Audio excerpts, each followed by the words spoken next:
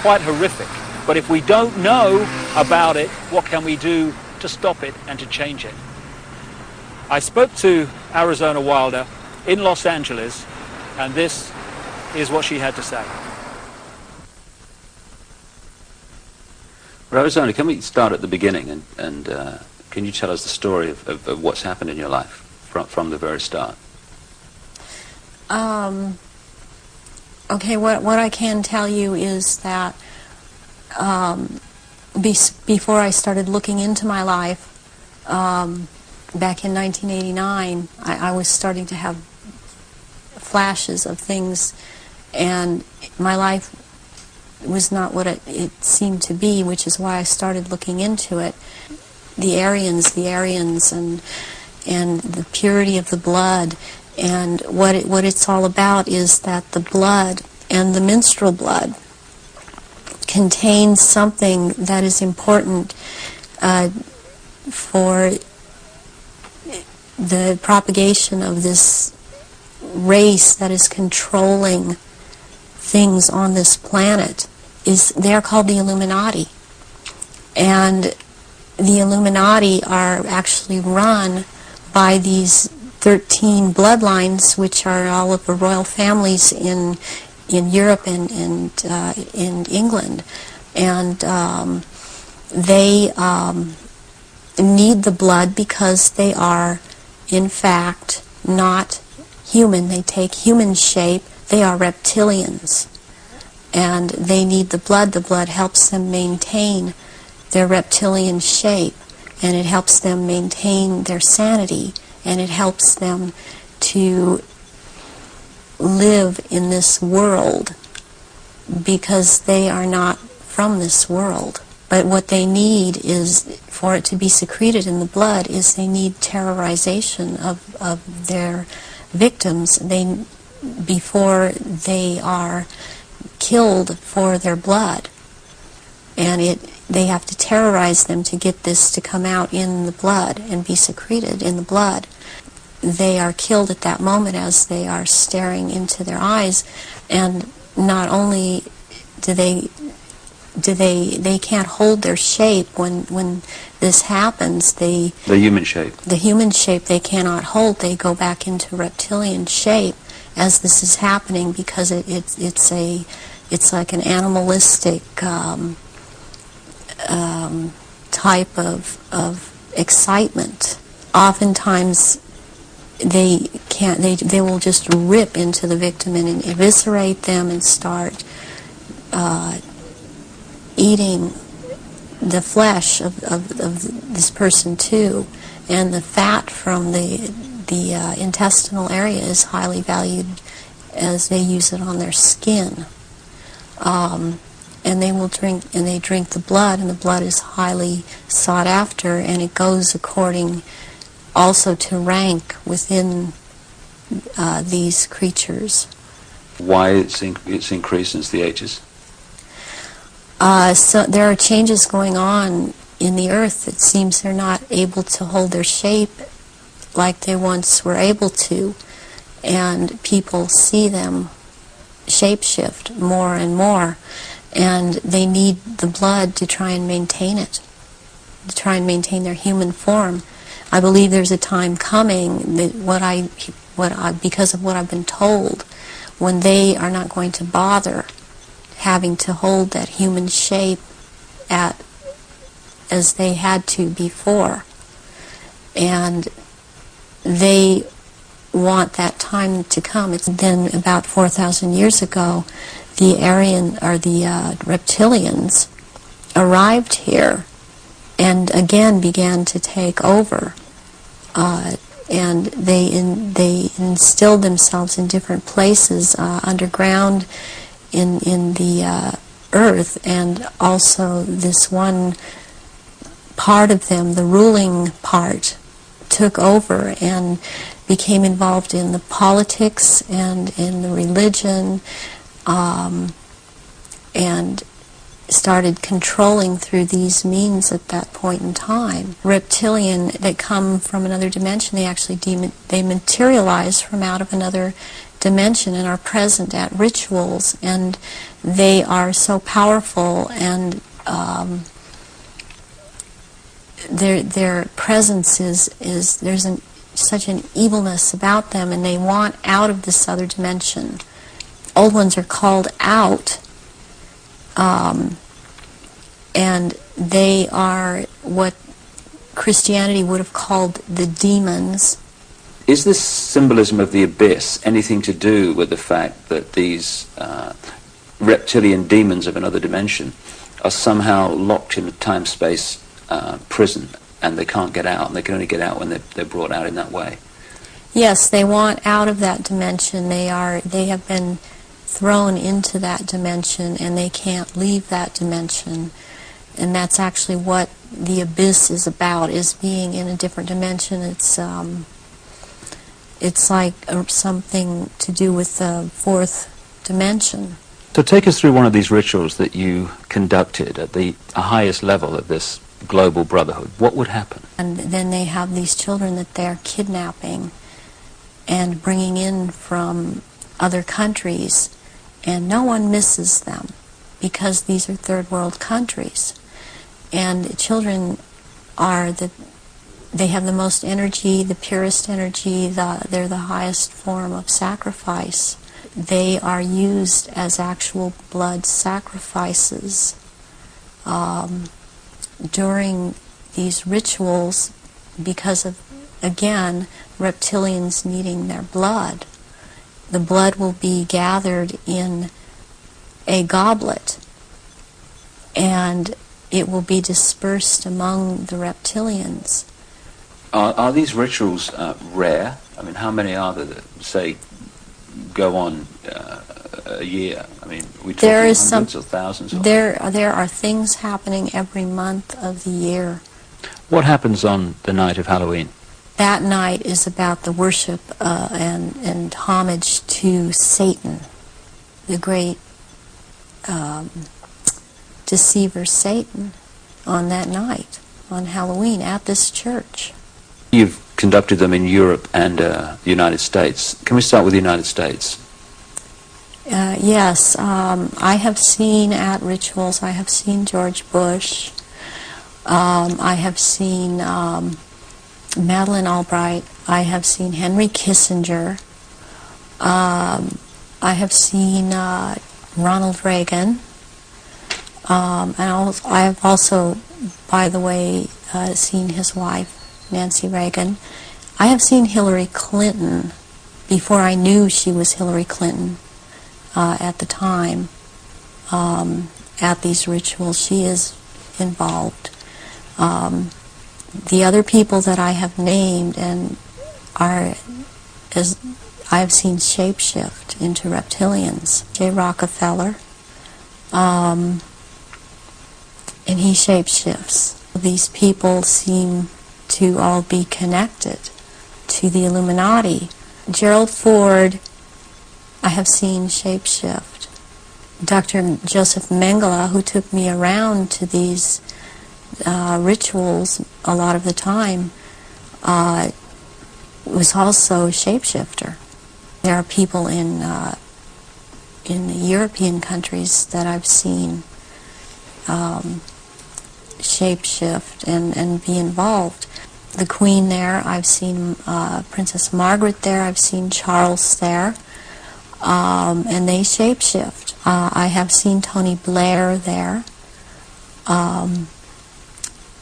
and he shapeshifts. They all have their quirks as to how they act, even in their reptilian form. Someone who's been talking about around this subject, and it seems to be popular right now. Who's that? This man by the last name of Sitchin. I've seen at rituals, and he is a shapeshifter. What do you remember about Zachariah Sitchin? Zachariah Sitchin was someone in the rituals attending the rituals who was not a major player in as far as the rituals went, but was someone that others present did not make remarks at or were very careful as to what they said around him. And he was talking about, he would be talking about doing away with people, persons that were in his way or were putting out information that he didn't feel that he wanted put out. He is very much a disinformer, and that is his job, to disinform about what is going on with the Illuminati and with the reptilians. He actually warned me off from investigating the reptilians, interestingly. There are eggs. It's like a nest of eggs kept down in that part where it's warm. It's very warm down there into this entrance. And these eggs are kept down there incubating. And they are the reptiles' eggs. What have you seen the royal family do, the Queen Mother, and the other people you've seen in the rituals? What have you seen them do? I've seen all of them drink human blood and consume human flesh, and they have their own goblets in which they have blood, and these goblets are encrusted with jewels, and they also have their own daggers, and that the dagger goes into the goblet. Wear these robes, but they don't wear anything underneath the robes, because what is going to happen, what the rituals are all about, they're going to shapeshift, and they can't have anything on under the robes. And there are orgy kind of things that go on at the rituals also. And involving the royal family of Britain? Yes, involving the royal family of Britain, and the sacrifice and the eating of, consuming the sacrifice, and they are involved in that. And you've seen them do that? Yes, I have seen them do that. People in Britain, listening to what you're saying, would obviously be staggered, I guess anywhere in the world, but what would stagger them mostly is, in Britain, the Queen Mother has an image of being the nation's grandmother. The nice old lady, and good old Queen Mum, what a lovely lady. What's your experience of the Queen Mother? She is very cold in reality, and she is very cruel. She obviously, from what I see, enjoys consuming human flesh. It's sickening. Do they go into a different state in terms of age and strength and all these other attributes when they actually shapeshift? Yes, the human body that they choose to occupy or take when it was young, it ages, but when they take the reptilian form, these reptilians live hundreds of years, and so they have to have taken more than one human body to live in. A lot of them are much, much older, and I'm including the Queen Mother in this, older than people think that she is. She's been in more than one body, human form. And when the time comes, if it is time for her to go on, and it has been chosen that she still has, it's known that she still has life or years to go, again, she will be put into the body, the essence of her, and the reptilian form will go, or the essence of her will go into another body that is also has the ability to shapeshift into reptilian form. One of the pure reptilian human bloodlines. Yes. What happens when, take the Queen Mother as an example, what happens when they shapeshift? What do you see? You start to see changes happen, and they're happening so fast that it's almost it's the closest thing that I've seen to it is what they're now doing with computer technology. It's just a literal transformation that happens very quickly, and they get taller and they get bigger, and they don't look at all as reptilians like they do as humans, and thus the wearing of the robes, because if they were in clothes, the clothes would be torn apart. So let's take the Queen Mother on this subject as an example. We recognize her as a frail old lady. What does she look like when she shapeshifts at these rituals? She has, she looks like, the nose portion gets very much longer, and it grows into kind of a snout kind of thing. She has little fangs,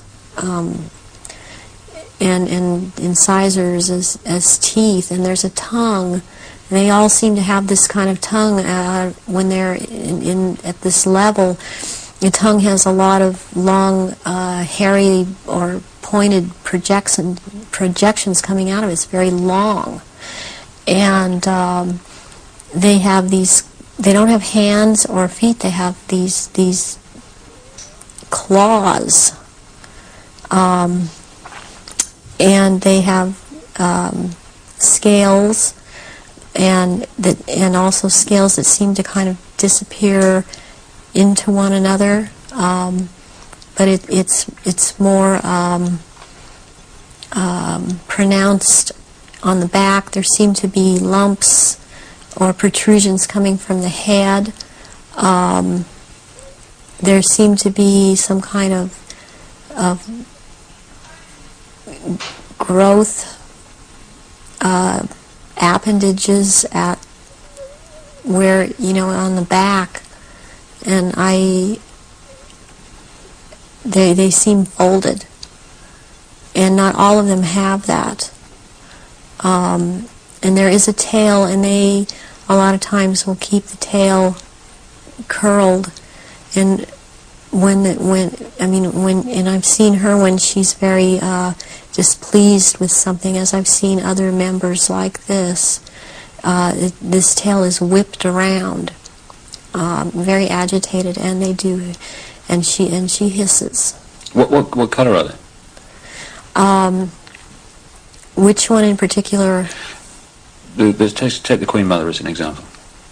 She's kind of a beige color on the underside, and by the time you're going up around to the back and the tail and the top of the head and on top of the nose, snout, whatever, it's coming to a very they're dark speckles or large speckles of dark browns, and the eyes usually they're large. They look like they're very round, and they look like they're coming out of their sockets, and very protruding, and usually the color ranges from a beige to a gold to a dark greenish gold, and then there's this dark slit up and down, a vertical slit, and and the eyes will look hooded, and when they look hooded, it's a very frightening thing, because it seems that when the eyes are hooded, they're about to do something. What do you mean by hooded? The lids come down, and it's almost, I guess it would be the same thing in a human as an expression of someone's got an idea. And how tall are they when they shapeshift? They're just about 7 feet tall. Some are a little shorter, or to a foot shorter. Some are a little bit taller than 7 feet. What is it about the rituals that allow the shapeshifting to happen? when the victims are starting to be sacrificed, it's the scent of the blood, and they start shape-shifting at that point in time, and they can hardly wait to get to the blood. It's like they're addicted to the blood, and then the consumption of human flesh that follows. What have you seen the Queen or any of the royal family do in relation to that? Have you seen them sacrifice and consume human flesh? There are certain times when they will actually do a sacrifice, or there will have been someone doing a sacrifice, and it's not happening fast enough for them.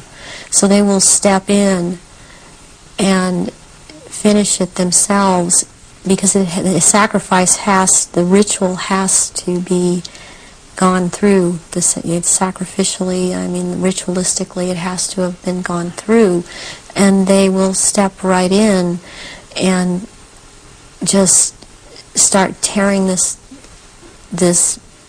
throat out, and they're getting all this blood from the jugular vein at the same time, and that has happened when there are many there that are going to be sacrificed, and they just can't wait, and tearing into the contents of the abdomen and stomach of a victim afterwards. Who have you seen do that?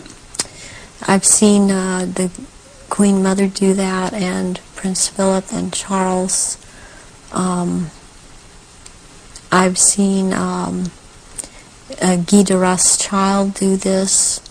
It seems that I've seen it more among royalty, or so-called royalty, do this than people that are not titled. That they don't seem to. They seem like it feels like they don't dare, but they shape-shift nonetheless. But it's like the royals that step in and just start tearing away, as they can hardly wait. How long can they hold the reptilian form in these occasions? During the rituals, it's much easier for them to hold their reptilian form. They can stay in that form. What it is that they have a hard time holding their human form. And as long as they're around blood and the scent of blood, they can't hold human form. Was there any way, when Diana was married to Charles, without attending a blood ritual, that she could have seen him or one of the others become a reptile? They have a tendency when they're asleep to shapeshift, and they have to consciously hold their form, and when they're asleep, they have a tendency to not hold human form and to shapeshift into reptilian. That scent of blood would tend to cause a momentary shapeshift.